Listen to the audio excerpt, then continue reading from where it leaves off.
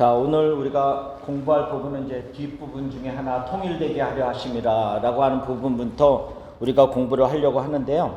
그러기 위해서는 우리가 앞에 있는 부분들, 우리가 지난주에 공부한 것들을 다시 한번 리마인드 하면서 정리를 좀 해보겠습니다. 우리가 속량이라고 그리스도의 피로 말미암아 우리를 제사해 주시고 우리를 구원하셨다라고 하는 부분을 우리가 7절에서 공부를 했습니다. 그래서 우리가 예수님의 피로 속량, 죄사함을 받았다라고 하는 것을 말씀했습니다. 물론 그 7절 이전에는 우리가 창세전에 우리를 선택하시고 또한 하나님 안에서, 그리스도 안에서 우리를 예정하여 주시고 또 이런 부분들에 대해서 쭉 얘기를 했습니다. 그리고 그리스도의 피로 우리를 속량하셨다라고 했는데, 하나님께서 창세전부터 계획하신 그 모든 계획, 그리고 그리스도의 피로 우리를 구속하여 주신 이것을 하나님만이 알고 계신 것이 아니라, 그 비밀을 하나님만이 알고 계신 것이 아니라 우리에게 어떻게 했다고요? 알려주셨다 그랬어요. 그 비밀을 하나님께서 알려주셨다, 알게 하셨다, 이렇게 얘기했습니다. 우리에게 알게 하심. 그걸 알아야지 우리가 구원을 받잖아요. 알아야지만이. 그래서 그 그리스도의 피로 우리를 속량한 것을 알게 하셨는데, 그것을 알게 하기 위해서 하나님께서 우리에게 어떤 것들을 주시면서 알게 하셨다 그랬어요? 모든 지혜와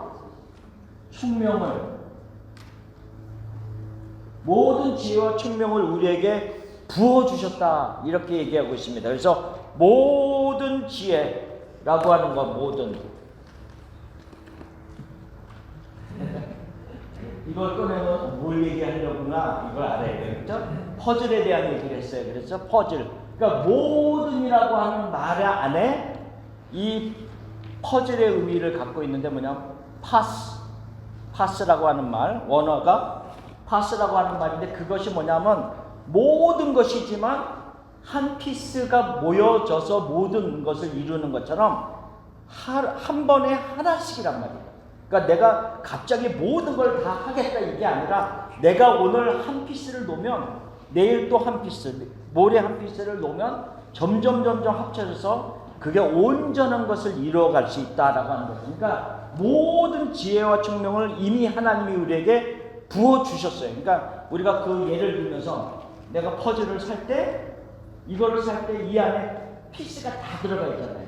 한 조각만 사는 게 아니다, 그런 얘기를 했습니다. 그래서 이미 하나님이 나에게 주신 성경이라고 하는 것을 이미 다 가지고 있고, 하나님이 우리에게 지혜와 총명을 주셨지만 나의 어떤 열심과 나의 마음에 따라서 그 퍼즐을 맞춰가는 속도와 깊이는 다를 수 있다, 각 사람마다, 이런 얘기를 했습니다. 어쨌든 간에 모든 지혜와 총명을 우리에게 주셔서 하나님의 그 계획하심에 대해서 우리에게 알게 하셨다라고 하는 것을 말씀했습니다. 우리가 그것에 대해서 지난번에 공부를 했는데요.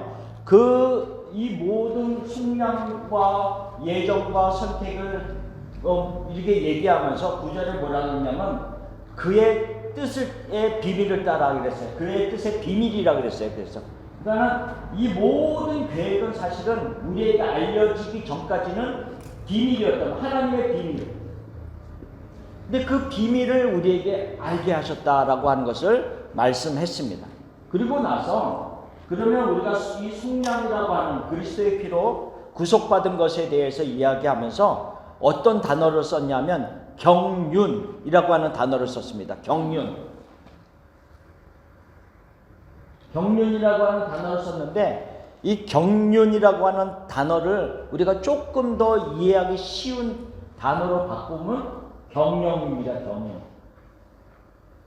우리가 기업을 경영한다, 이런 얘기를 하자면, 그러니까는 우리가 적은 단위로는 우리가 가정에서 살림을 꾸려가잖아요. 그게 경영이에요. 원래 원어의 단어의 의미가 집 안에서의 살림, 경영을 이루어가는 것을 이야기하는데, 그것을 크게 하나님에게 연결시켜서 설명할 때는 그거를 하나님의 경영, 경륜이라고 얘기도 하지만 하나님의 경륜이라고 하는 얘기로 합니다. 그래서 하나님이 정해놓은 때가 있었어요. 예수님께서 오셔서 그의 피로 우리를 구속하시는 것을 예정하신 때가 있었는데 그 예정하신 시기가 가득 찼다 그랬어요. 그래서 그거를 뭐라 그랬어요? 지금 에베소서에 때가 찬 경륜이라고 얘기했어요. 때가 찬.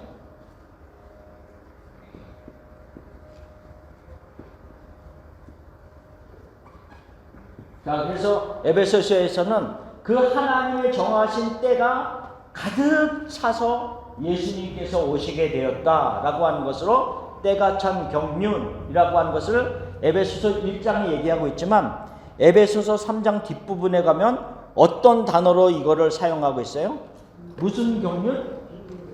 네, 비밀의 경륜도 있고 그 다음에 또 네, 은혜의 경륜. 그래서 하나님께서 정해놓으신 그 경륜, 그 뜻의 비밀은 예수 그리스도께서 직접 오셔서 우리를 위해서 돌아가시는 그 계획이기 때문에 은혜의 경륜이라고 불리기도 하고, 예수님이 나타나시기 전까지는 이것은 하나님의 비밀이었기 때문에 비밀의 경륜이라고 불리기도 합니다. 근데 그 모든 것이 때가 찼기 때문에 이제는 예수님이 직접 오셔서 우리를 위해서 돌아가시고 피를 흘리셔서 우리를 구속해 주셨다라고 하는 것을 지금 에베소서에서 계속해서 이야기를 하고 있는 부분입니다.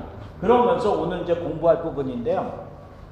이 제사함, 예수님이 피를 흘리셔서 우리를 속량하셨는데 그 속량으로 인하여서 나타난 결과가 또 있다라고 하는 것을 이야기하고 있어요. 어떤 결과가 일어나고 있냐면 네 번째, 그리스도 안에서 통일되게 하심이라 라고 하는 그 일에 대해서, 그 부분에 대해서 우리가 오늘 공부를 하려고 합니다. 그래서 나눠드린 25페이지를 보면 그리스도 안에서 통일되게 하심이라고 하는 부분에 대해서 이야기를 합니다. 그래서 그 전에 1번, 2번, 3번 공부한 부분 뒤편으로 이제 4번이 되는 겁니다. 그리스도 안에서 통일되게 하심.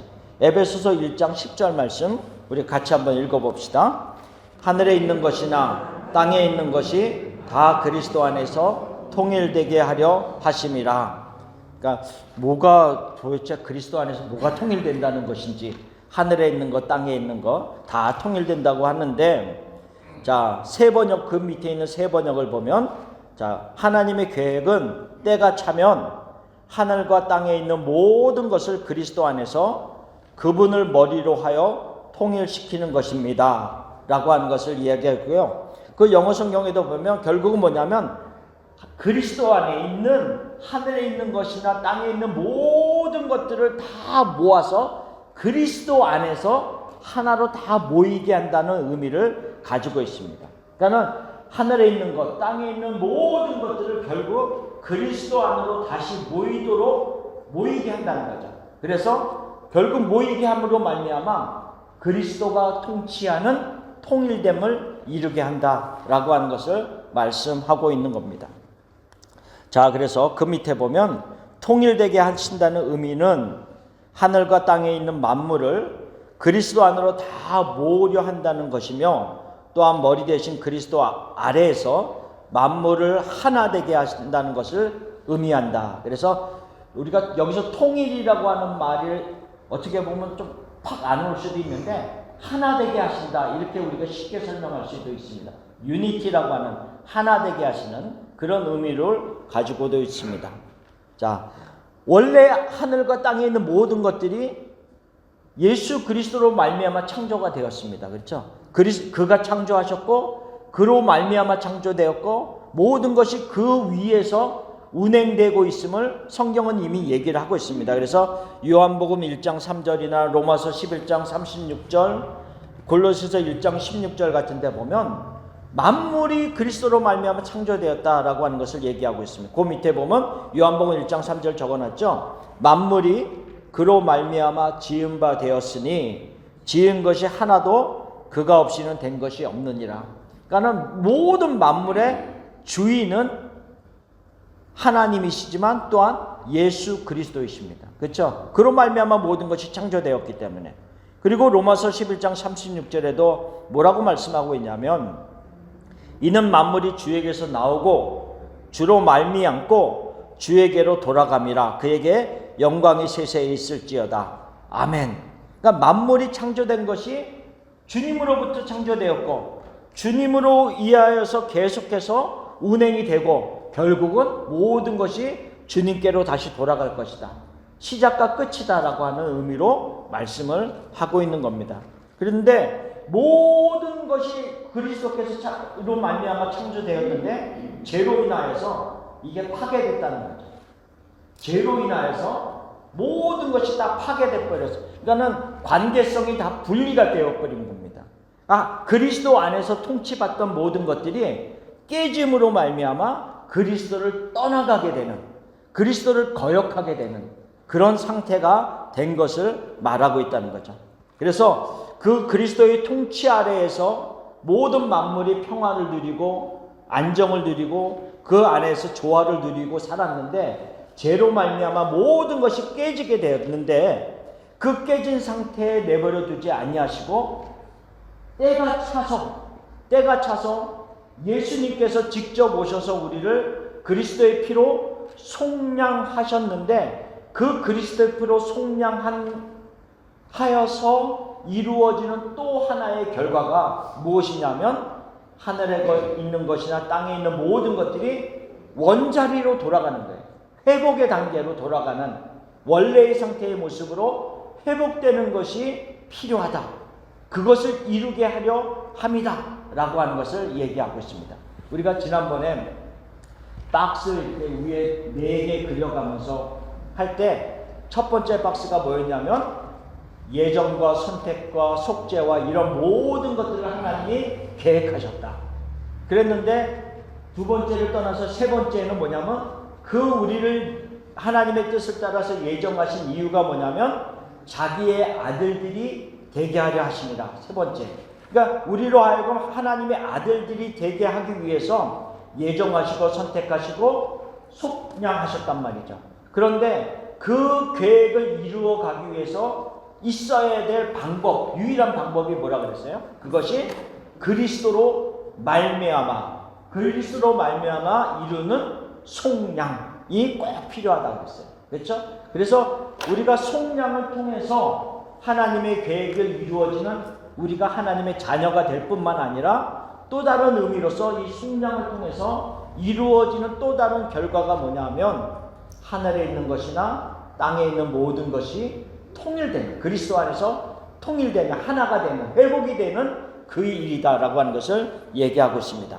그러면 밑에 보면 하나 되었던 그리스도 안에서 온전한 조화를 이루었던 그 모습들이 죄로 말미암아 분리가 되기 시작했는데 어떤 분리가 일어났냔 말이죠. 첫 번째로는 하나님과 인간의 분리가 일어났음을 얘기하고 있습니다.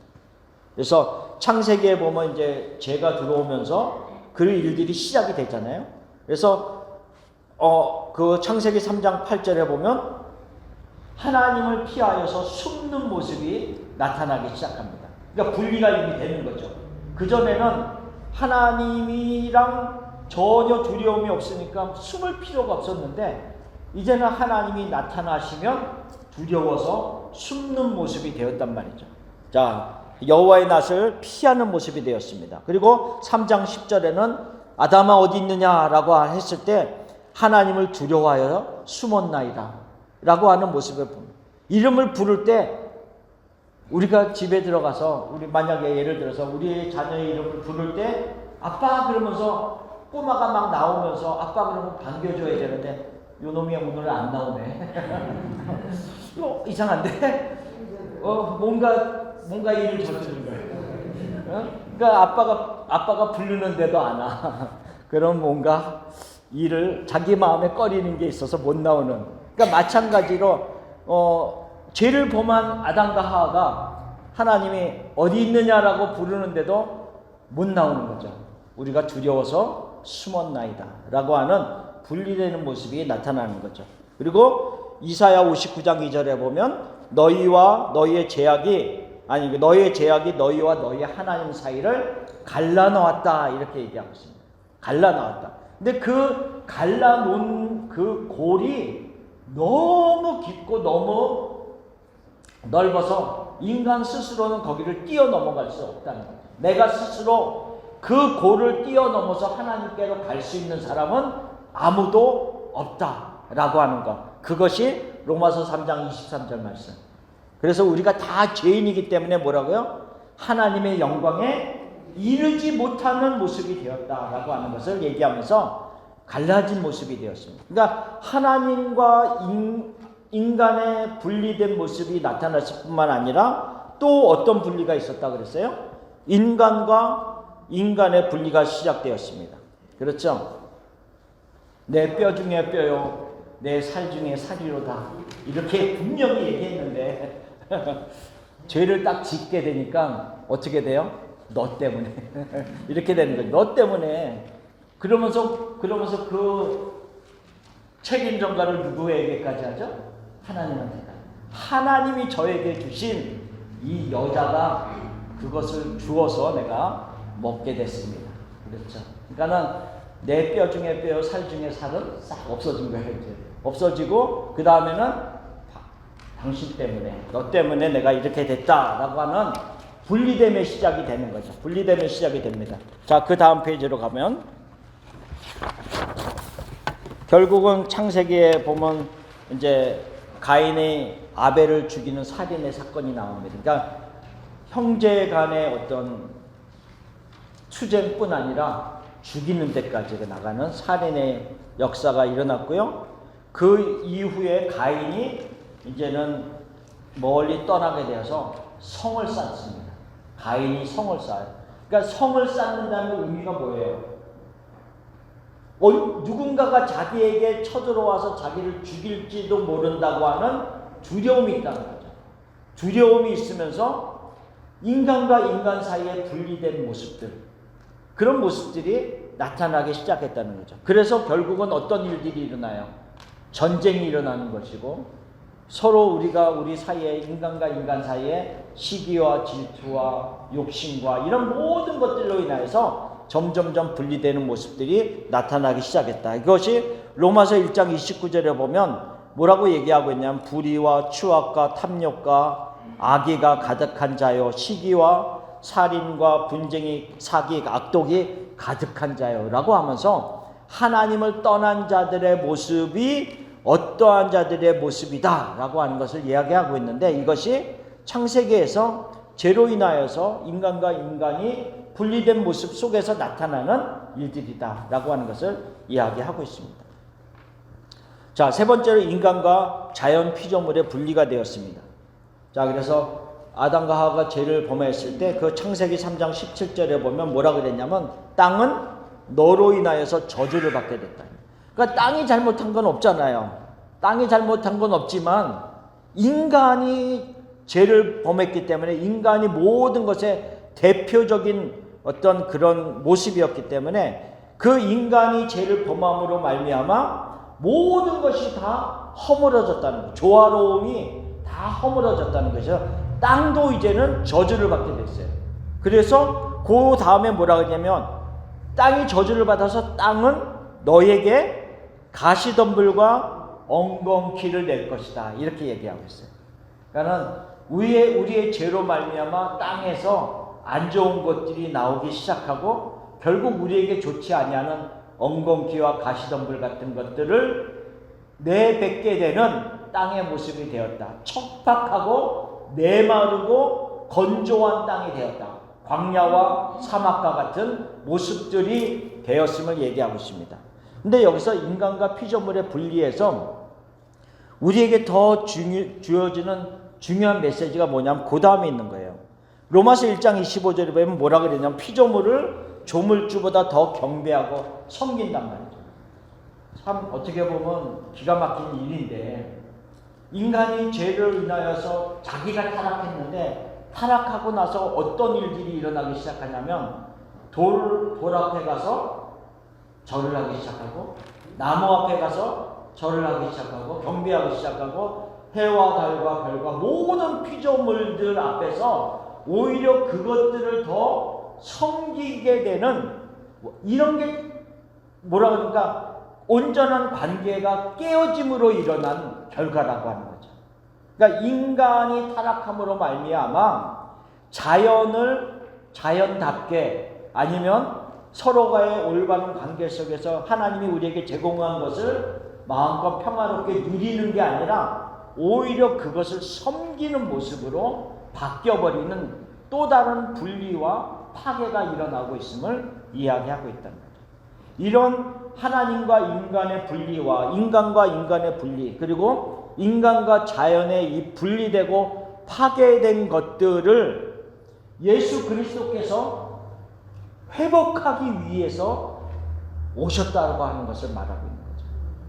네, 그것을 지금 얘기하고 있는 거예요. 그러니까 하늘에 있는 것이나 땅에 있는 것이 다 통일된다고 하는 하나 되게 하신다는 의미는 다시 회복하기 위해서 오셨다라고 하는 의미를 가지고 있습니다.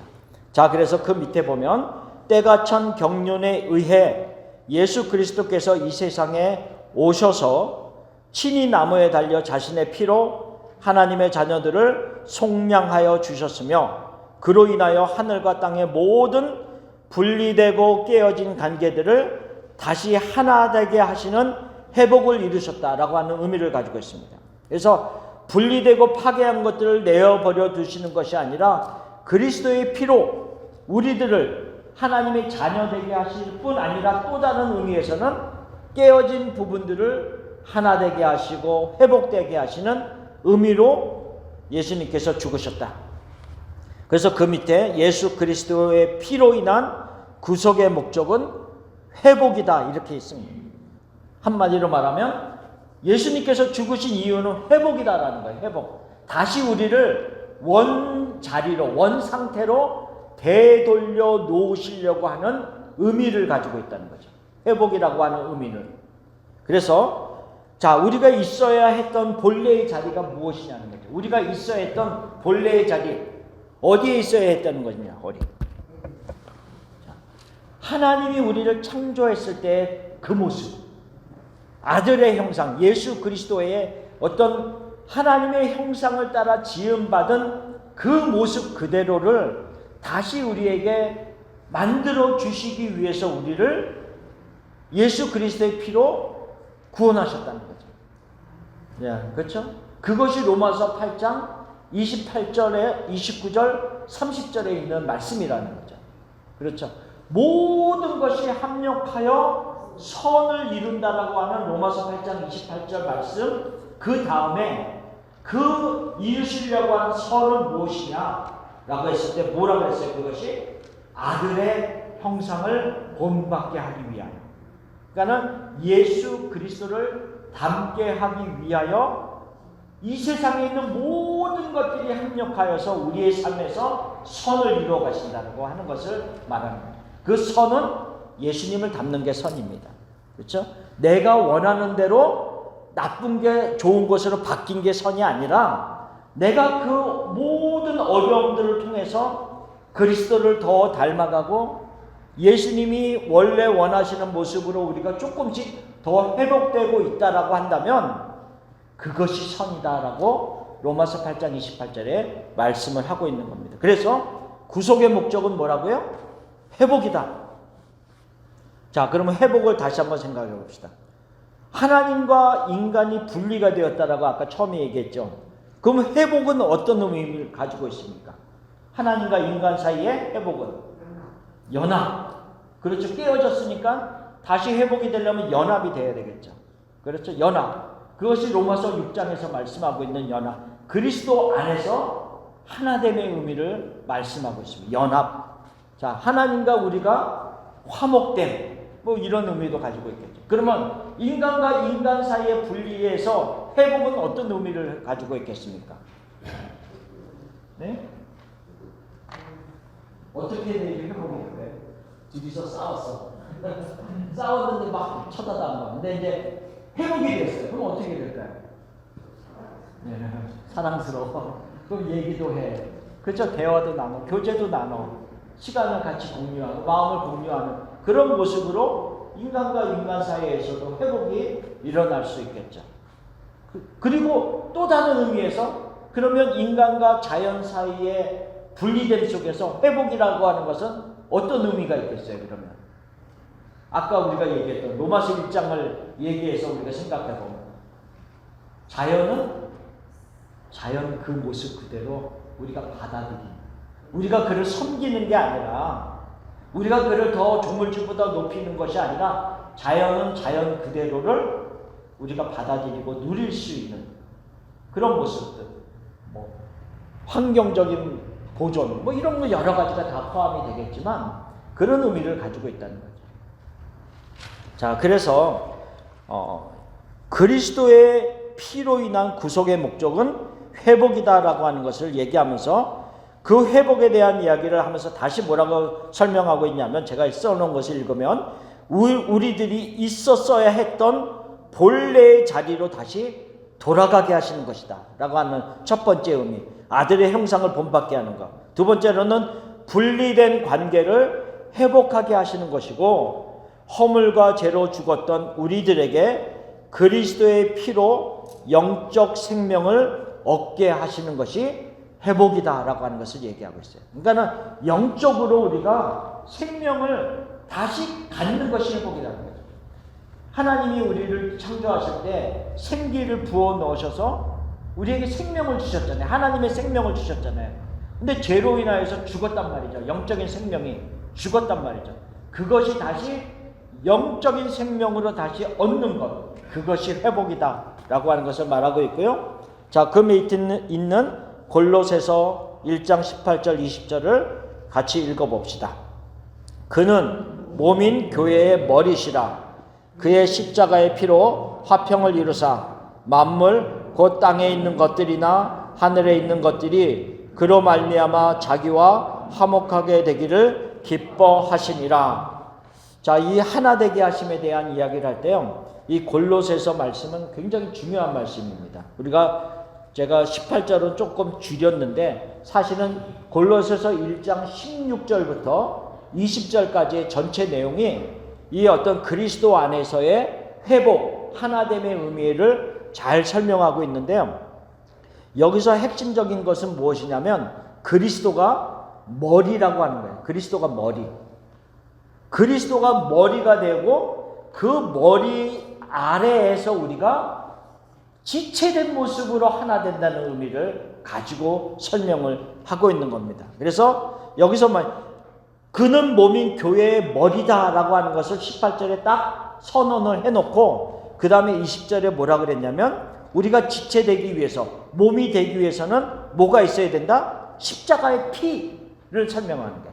십자가의 피로 화평을 이루었다 라는 것을 얘기하고 있어요. 그러니까 분리된 모습에서 하나님을 떠나 있던 우리들이 아니라 피로 어떻게 해요? 다시 그리스도 안으로 들어오게 하셨다라는 거죠. 그래서 몸의 지체가 되게 하셨다라는 것을 얘기하면서, 자, 그 다음에 뭐라 그랬냐면 만물 곧 땅에 있는 것들이나 하늘에 있는 것들이, 에베소서 말씀하고 같죠. 땅에 있는 것들이나 하늘에 있는 것들이 그로 말미암아 자기와 화목하게 되기를 기뻐하심이라. 그러면 우리가 아까 에베소서 1장 말씀하고 이게 연결시켜서 우리가 설명을 해보세요. 아까는 그리스도 안에서 속죄를 이루신, 속량을 이루신 것이 하늘에 있는 것이나 땅에 있는 모든 것들이 그리스도 안에서 통일되게 하려 하심이라 이랬잖아요. 그 통일된다는 것을 골로새서에서는 뭐라 그랬냐면 하늘에 있는 것들이나 땅에 있는 것들이 그리스도 안에서 뭐라고요? 화목하게 하는 거예요. 그러니까 통일이라고 하는 의미가 하나 된다라고 하는 의미를 가지고 있고, 그 하나됨의 의미가 뭐냐면 결국은 화목되게 하신다는 의미를 가지고 있다는 거죠. 네, 그 의미를 가지고 있습니다. 그러니까 내가 하나님과 원수된 자들이 아니라, 하나님을 떠나 있는 자들이 아니라 하나님과 하나 되고 화목하고 그로 인하여서 영생을 얻은 사람이 되었다라고 하는 것이 진정한 통일이다라고 하는 것을 지금 설명을 하고 있습니다. 자, 그 밑에 에베소서 1장 21절 23절을 얘기하고 있는데요. 제가 그거는 써놓지 않았습니다. 에베소서 우리가 펴놨으니까 한번 봅시다. 에베소서 1장 21절부터 보면 23절까지 나와 있는데 우리가 23절을 먼저 봅시다. 23절. 아니 22절을 봐야겠군요. 22절부터 봅시다.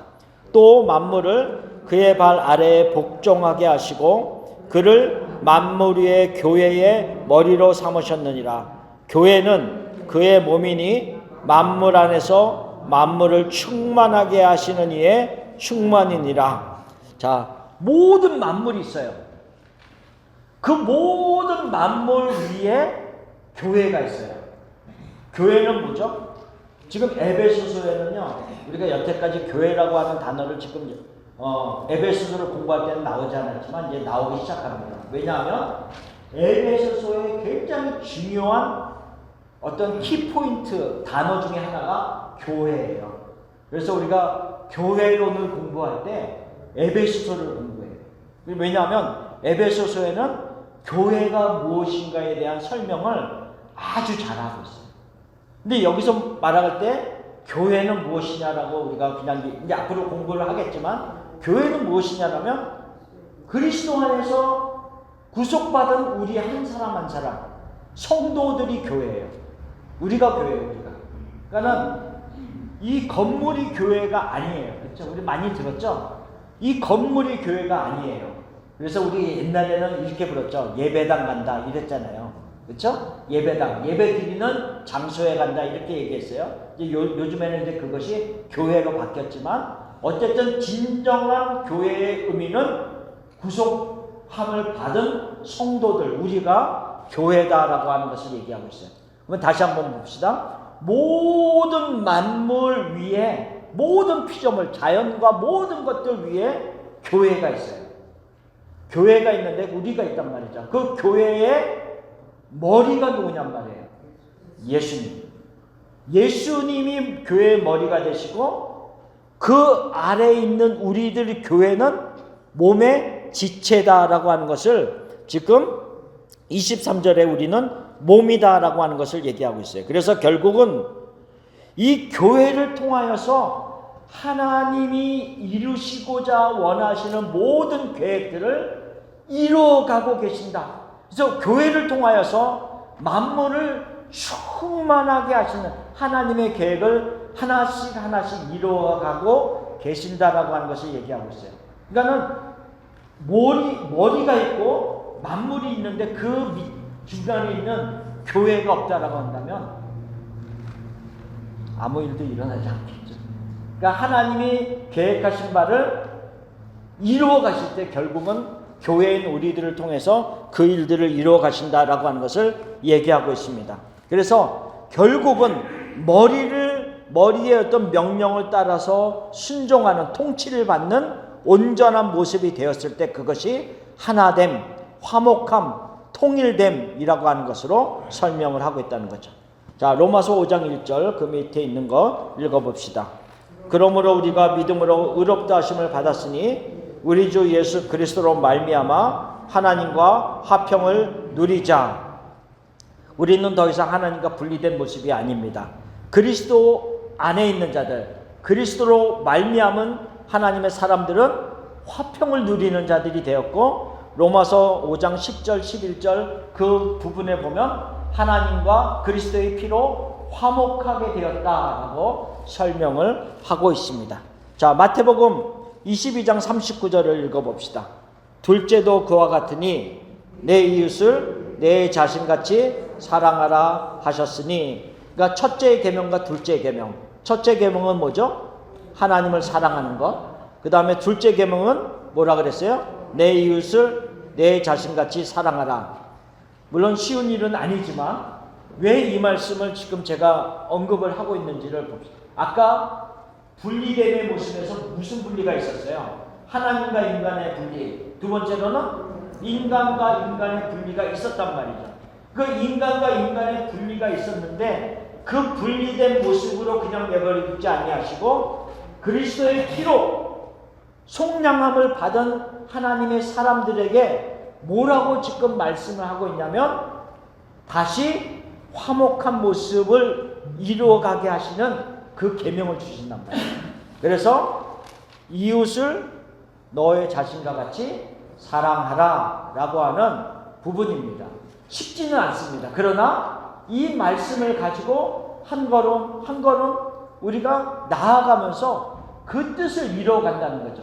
그래서 아까 우리가 그 퍼즐에 대한 이야기를 하면서 파스라고 하는 말이 한 번에 한 조각씩 놓을 때 온전한 것이 이루어지는 때가 있듯이 내가 오늘 당장 저 왼수를 그냥 온전한 마음으로 사랑은 못하지만 그렇죠. 내가 그 어떻게 갑자기 너무 싫은 사람이 어떻게 갑자기 좋아지겠어요. 그렇지만 오늘 내가 놓을 한 피스 조각을 놓는 게 필요하다는 거죠. 그게 뭔지는 몰라도 내 마음속에 그 영혼에 대해서 생각을 하면서 기도를 한다든지 이름을 한번 불러준다든지 아니면 여러 가지 방법을 통해서 용서하는 기도를 한다든지 이렇게 한 조각 한 조각 놓다 보면 하나님께서 그 사람뿐만 아니라 전반적인 인간의 관계 속에서 우리가 이루어가고자 하는 하나님의 계획하심 속에서 화목된 모습들을 이루어가게 하시는 그 계획을 달성할 수 있게 된다라고 하는 거죠. 이 모든 것들, 그래서 하나님과 우리와의 화목, 인간과 인간 사이에 서로 용서와 화목, 시기와 질투가 아니라 용서와 화목으로 나아가는 모습들, 그리고 자연과의 분리 속에서 더 이상 그것들을 더 조물주보다 섬기는 자들의 모습으로 분리되고 파괴된 모습이 아니라 하나님을 온전히 섬기면서 자연은 자연대로 우리가 누릴 수 있는 그런 관계성의 회복들이 이루어지는 것이 이 속량을 통해서 하나님이 이루시고자 하시는 비밀의 경륜 속에 하나가 그것이다라고 하는 거죠. 하늘에 있는 것이나 땅에 있는 모든 것이 그리스도 안에서 통일되게 하려 하십니다. 하나 되게 하려 하십니다. 화목되게 하려 하십니다. 라고 하는 것이 그런 의미를 가지고 있다는 것을 말씀하고 있습니다. 자, 뒤로 넘어갑시다. 자, 통일이라고 하는 말씀을 자, 여태까지 무슨 의미인지는 알겠죠?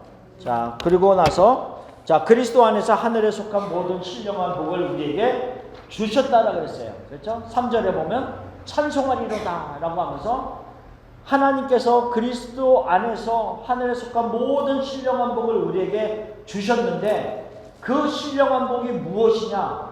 즉 이러면서 3절부터 시작했단 말이죠. 그 무엇이었어요? 다시 한번 생각해 봅시다. 신령한 복이 무엇이었어요?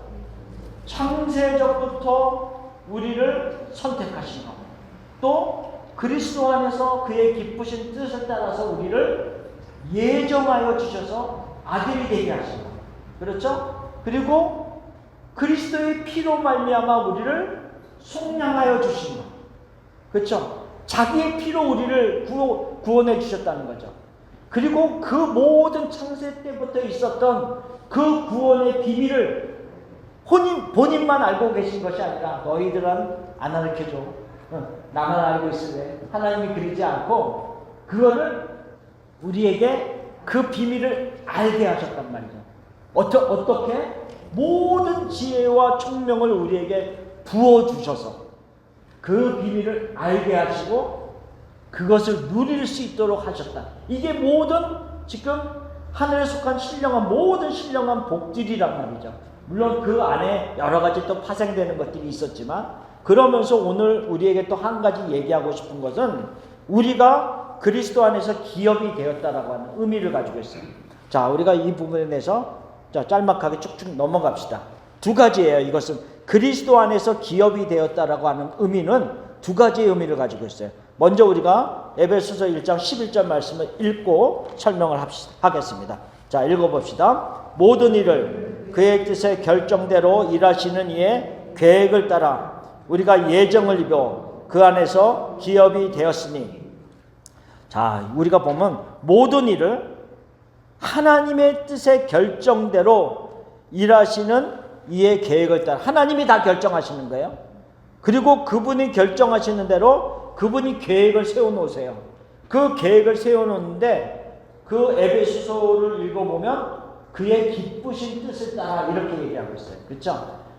하나님이 우리를 예정하신다고 계획을 세웠는데 억지로 하는, 싫은데 하고 싶은 게 아니라는 거예요. 너무 기쁘신 뜻이었어요. 하나님이 너무 기뻤어요. 우리 한 사람 한 사람을 선택하시고 예정하시고 또한 그리스도의 피로 우리를 구속하여 주시는 그 모든 계획은 하나님이 기뻐하시면서 세우신 뜻이었다라고 하는 것을 얘기를 하고 있습니다. 그 계획을 따라서 우리가 어떻게 됐어요? 기업이 되었다라고 얘기하고 있어요. 기업. 자, 첫 번째 의미는 뭐냐면 우리가 하나님의 기업이 되었다는 의미를 먼저 가지고 있어요. 우리가 하나님의 기업이 되었다. 이게 무슨 말이냐는 거죠. 우리가 하나님의 기업이 되었다. 우리가 보통 기업이라고 생각하면 구약 시대부터 하나님이 우리에게 기업을 주셨다 이렇게 많이 얘기해요. 땅을 기업으로 주시고 이렇게 많이 토산을 토지를 아니면 소산물을 기업으로 주셨는데 자녀를 또 기업으로 주시기도 하고 이렇게 우리가 많이 생각했는데 우리가 먼저 생각할 부분은 뭐냐면 우리 자신이 하나님의 기업이다라고 하는 거죠. 자, 그 밑에 읽고 그리스도 안에서 우리가 하나님의 기업이 되었다.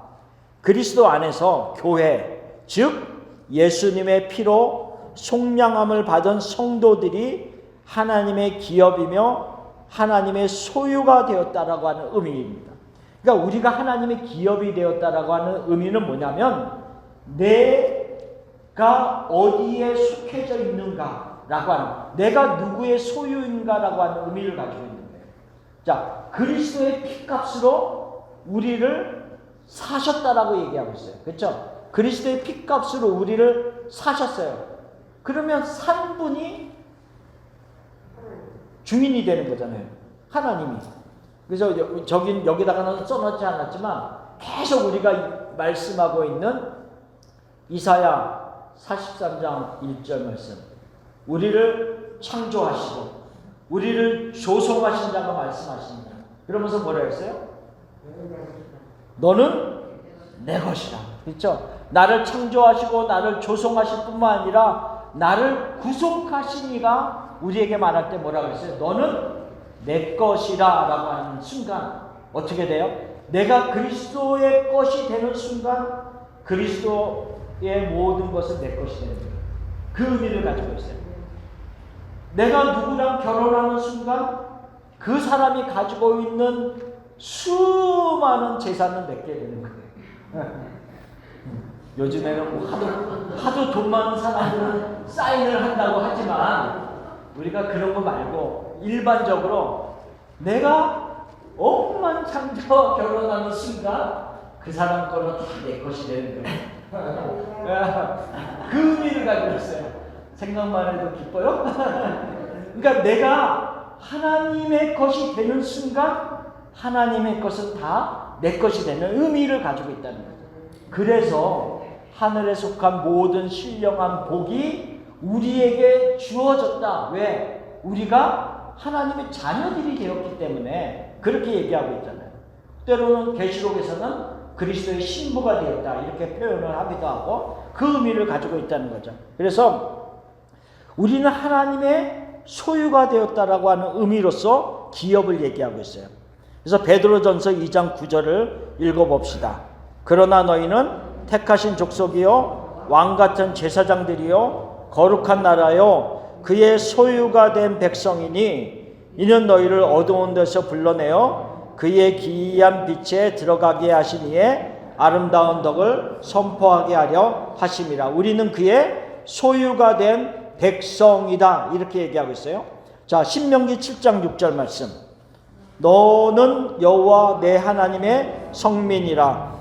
내 하나님 여호와께서 지상 만민 중에서 너를 자기 기업의 백성으로 택하셨나니 라고 하면서 우리는 하나님의 기업의 백성이다라고 하는 것을 얘기하고 있고요. 신명기 32장 9절 여호와는 여호와의 분깃은 자기 백성이라.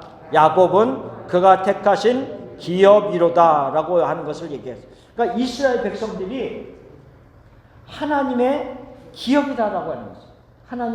하나님께 속해 있다라고 하는 것을 얘기하고 있어요. 하나님께 속해 있다. 하나님의 소유물이다 라고 하는 것을 이야기하고 있습니다. 자, 시편 33편 12절 말씀. 여호와를 자기 하나님으로 삼은 나라 곧 하나님의 기업으로 선택된 백성은 복이 있도다. 하나님의 기업으로 선택을 받은 우리들은 복이 있도다. 아멘. 다시 질문합니다. 왜 복이 있죠? 우리가 하나님의 기업인 하나님의 소유물이 된 우리들이 왜 복이 있냔 말이에요. 다시 질문을 합니다. 왜 복이 있어요? 하나님께 내 거. 하나님께 다 내 거. 생각만 해도 좋아요. 그렇죠? 그러니까 하나님께 다 내 거니까 알아가야지. 내가 무엇이 있는지를 알아야지 내가 활용할 수 있잖아요. 그렇죠? 그래서 우리가 하나님의 소유가 됐다는 것은 단순히 우리가 넌 내 거야 이러면서 확 우리를 붙잡아 놓고 꼼짝 못하게 하려는 의미가 아니라 하나님의 소유가 되는 순간 하나님의 모든 것들을 누릴 수 있는 축복이라는 거죠. 그리스도 안에 있는 모든 것들을 누릴 수 있는 그 복이 우리에게 넘쳐 흐르게 된다는 것을 말하고 있기 때문에 우리가 하나님의 기업이 되었다라고 하는 것에서는 이 굉장한 복이구나라고 하는 것을 우리가 깨달아야 된다는 거죠. 그러면 두 번째로 이 기업이 되었다라고 하는 의미가 어떤 의미인가를 그 다음 페이지에 봅시다. 자, 28페이지에 보면 우리가 하나님의 기업을 받는 상속자가 되었다라고 하는 의미를 가지고 있습니다. 이제는 뭐라고요? 우리가 하나님이 우리에게 주시려고 하고 예비된 모든 것들을 누릴 수 있는, 상속을 받을 수 있는 그 상속자가 되었다라고 하는 의미를 가지고 있습니다. 하나님이 우리에게 무엇을 주시려고 하는가?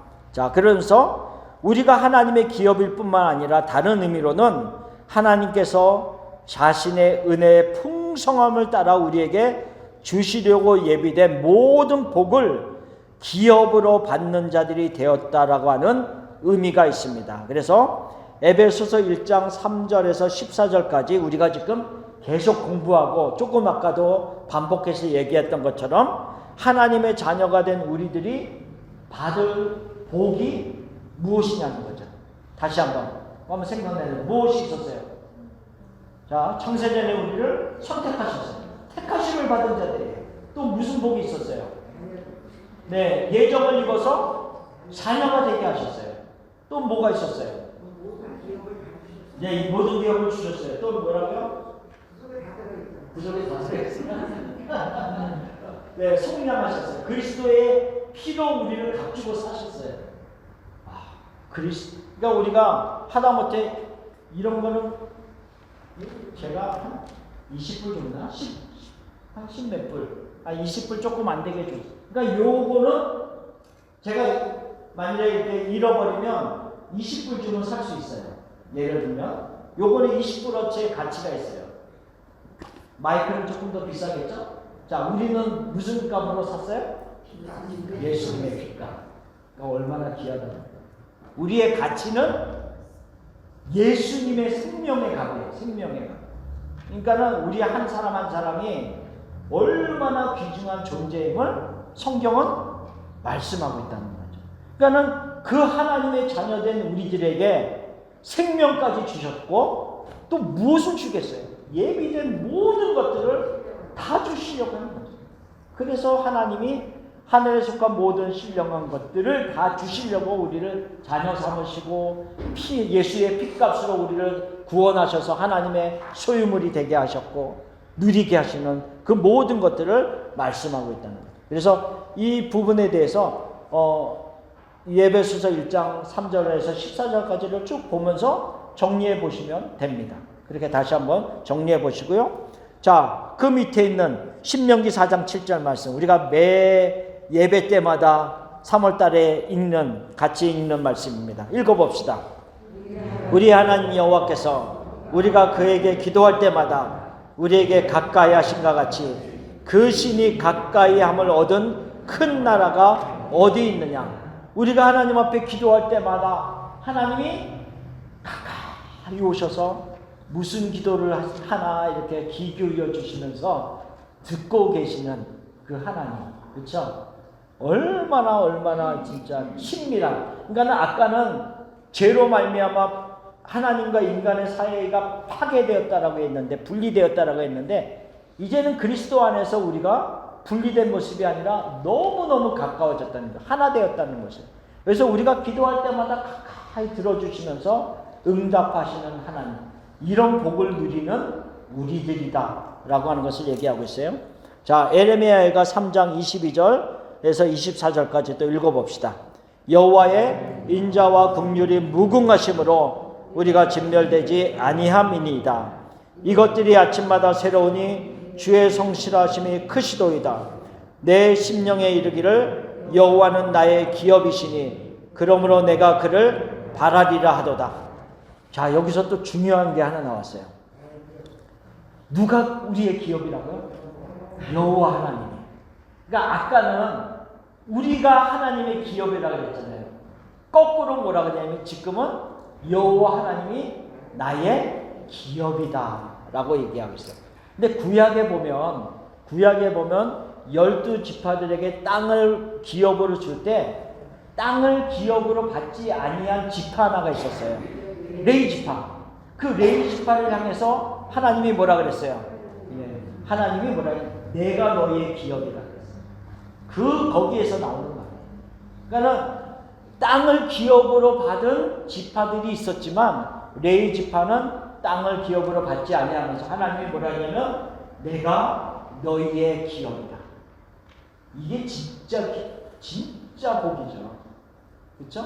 그러니까 아빠가 맨날 밖에 나가서 일하다 돌아오실 때마다 맛있는 과자를 사오고 장난감을 사다 주고 선물을 사다 주고 하는 거, 선물도 너무 귀하고 좋지만 그것을 사다 주는 아빠가 귀한 거 아니겠어요? 그러니까 그 아버지가 나의 아버지이기 때문에 그 모든 것을 누리는 거잖아요.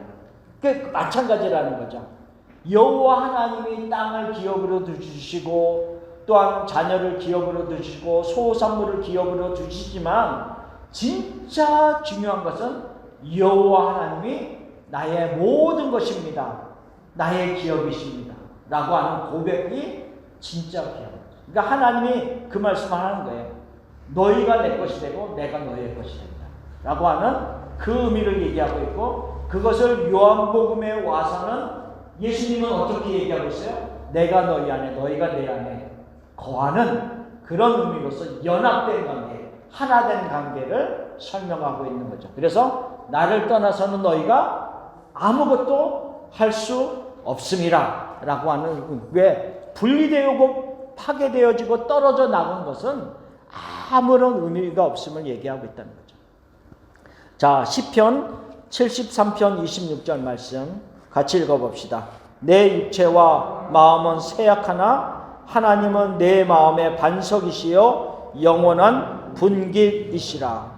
여기서 영원한 분깃이라고 하는 말이 나의 어떤 기업의 의미를 가지고 있습니다. 그래서 내 육체와 마음은 쇠약하고 힘들고 내 삶의 여러 가지 환경으로 인해서 너무 마음이 곤고할 때가 있지만, 그러나 그럴 때라 할지라도 하나님이 나의 마음의 반석이시고 나의 모든 것을 공급하여 주시는 분깃이시라, 기업이시라, 하나님이 모든 것의 근원이십니다 라고 하는 고백을 하고 있는 것입니다. 시편 73편에.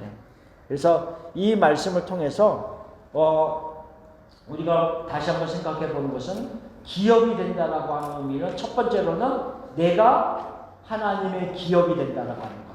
내가 하나님의 소유물인 모든 기업이 되는 순간 뭐라고요? 하나님의 것을 다 누릴 수 있는 특권을 가지는 자가 되었다. 두 번째로 나는 기업이 된다라고 하는 의미는 하나님이 얘기하신 모든 것을 내가 누릴 수 있는 그 기업을 받는 자가 되었다라고 하는 의미인데, 조금 더 나아가면 그 모든 것을 공급하여 주시는 하나님이 나의 기업이다. 그러니까 하나님과 나는, 우리는 떨어질 수 없는 관계, 연합된 관계, 하나된 관계가 되었다. 그래서 하나됨, 화목됨의 의미를 얘기할 때 아까 처음에 공부했던 것, 통일되게 하려 하심.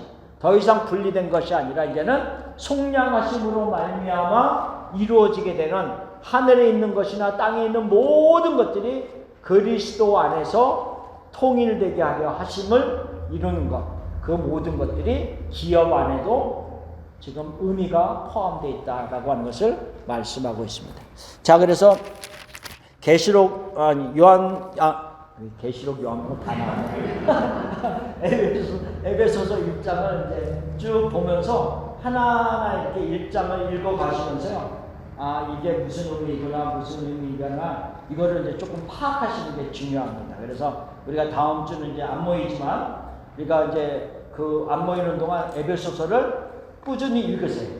에베소서를 읽으시고, 특별히 우리가 공부한 부분들을 이렇게 천천히 보시면서, 아, 이런 의미구나, 라고 하는 것을 우리가 다시 되새김하면서 읽으시고 정리를 좀 해보십시오. 그러면 에베소서를 우리가 하나씩 깨닫게 되면 우리의 믿음의 어떤 그 초속들이, 기초들이 더 든든하게 이렇게 형성되는 것을 깨닫게 될 거예요. 아, 이런 하나님의 특별한 계획을 속에서 내가 지금 신앙생활을 하고 있는 거구나, 라고 하는 거. 결코 우연이 아니고 이 세상에서 어떻게 짧은 일정의 계획 속에서 이루어진 게 아니라 창세 전부터 세우신 하나님의 기쁘신 뜻을 따라서 이루어진 놀라운 일이구나 하는 것을 깨닫게 된다면 진짜 감사와 찬양이 나올 수밖에 없습니다. 그래서 에베소서가 굉장히 중요합니다.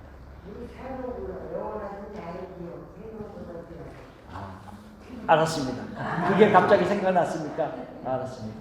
자, 그러면 어쨌든 간에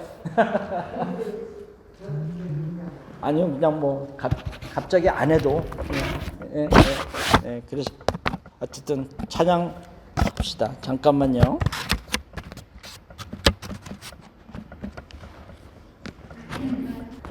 하나님 아버지 감사합니다. 우리를 사랑해 주시고 우리를 선택하여 주시고 우리를 예정하여 주시고 예수 그리스도의 핏값으로 우리를 구속하여 주신 것 감사합니다.